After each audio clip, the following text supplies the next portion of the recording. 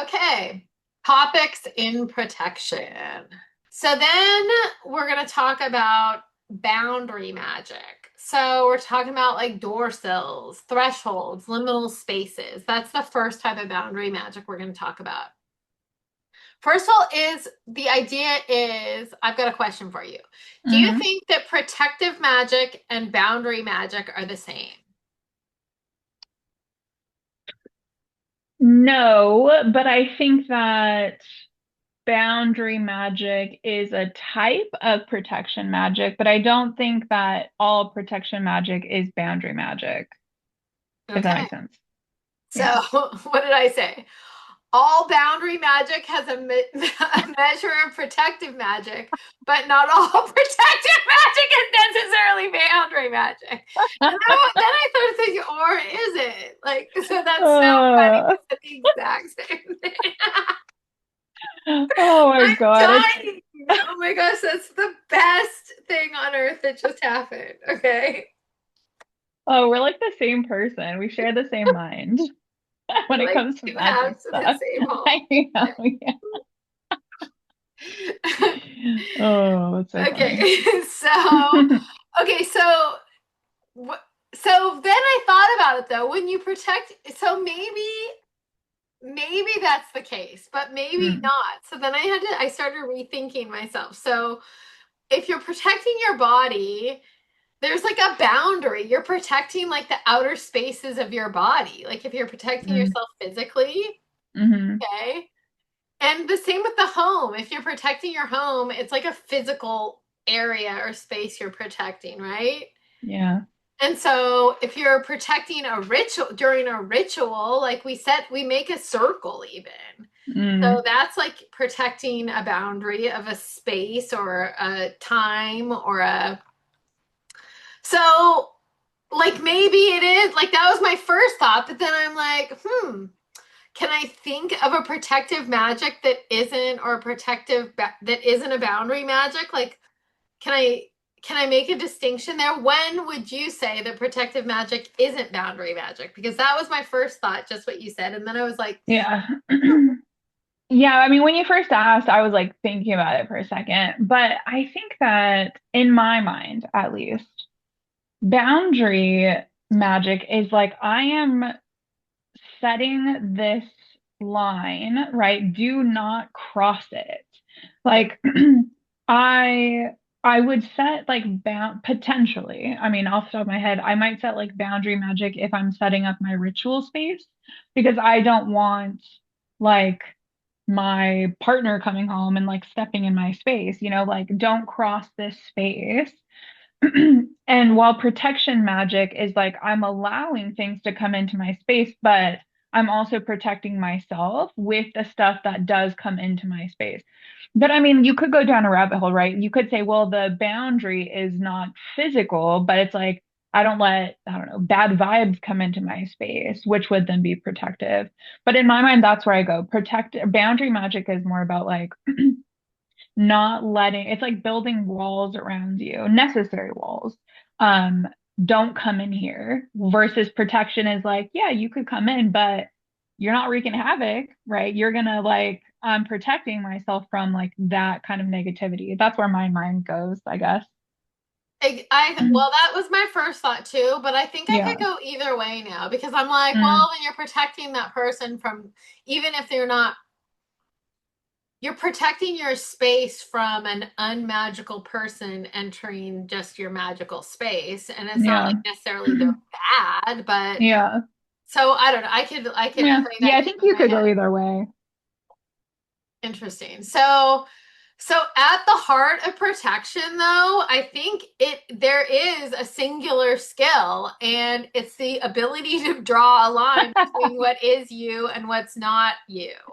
Like what Mm, is like to actually create like an idea of what is outside something that I want out or what is not something that I want in my mental space, my emotional space, my psychic space, and what mm, is me and what is not me.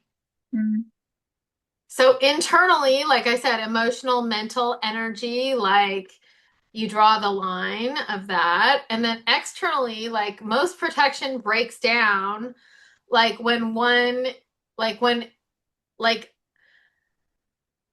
like when one internal, like, so most protection breaks down when there's a difference between internal and external. So magical, or so one is strong and the other is weak. And let me give you a good example. So if you have a strong external boundary or protection and weak internal, you're like armored on the outside, but on the inside, you're like permeable and like a wreck on the inside. So we all know those people that are that Mm-hmm. type. They have like protection problems and boundary problems, but not externally. Externally, they like have like the strong outer like shell, and then the inside, they're like, they let all sorts of shit come through. Mm-hmm. Or strong internally and weak externally.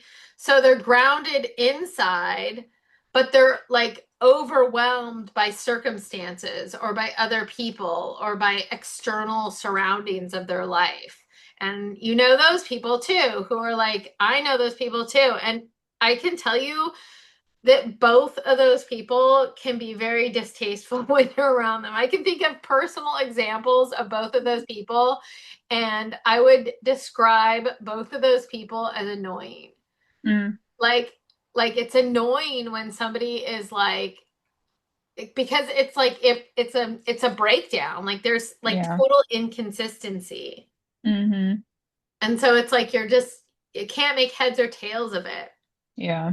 So I feel like real protection magic is this like dance between external protection and keeping your outsides and your circumstances safe, your like your root chakra stuff, your, all the stuff, your like people around you and where you live and all that stuff safe, and also like internally, like what you let into your heart. Mm. Like that's like, it's like a balance between those two. So, So let me ask you yeah. then, if you feel that you yourself, not like you specifically, but if somebody feels that they are both strong internally and externally, do you think that they would not feel the need for protection then? We're gonna talk about that, whether Oh, like okay. just your energy alone, that's like the last slide, is whether your energy Mm, alone can be a form of protection. mm, And I think like if you felt like both of those were strong, there probably wouldn't be a need for a protection spell or to carry. But mm, I feel like when there's like something going on in one or the other of these, or if you feel like attacked from outside, or if you feel like you're like something is like you're feeling like odd sadness, or like feeling like people are taking advantage of you, or you feel like internally anxiety ridden or something, and you feel like there's like you need to have protection, then that's when you need protection. Like ritual, spell, herbal magic, whatever. But nice. maybe not. I like there's also daily maintenance too. There's like daily maintenance protection that I feel like could also be like maybe why you feel that way.